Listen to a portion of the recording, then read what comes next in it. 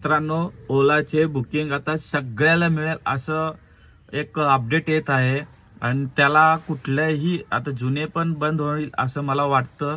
आणि ओलानं पूर्णपणे रॅपिडोचं ॲप जसं आहे ना तशा पद्धतीनं आता ओलाचं ॲप येत आहे आणि त्यामध्ये जास्तीत जास्त बुकिंग आपल्याला मिळेल, सगळ्याला मिळेल असं मला वाटतं.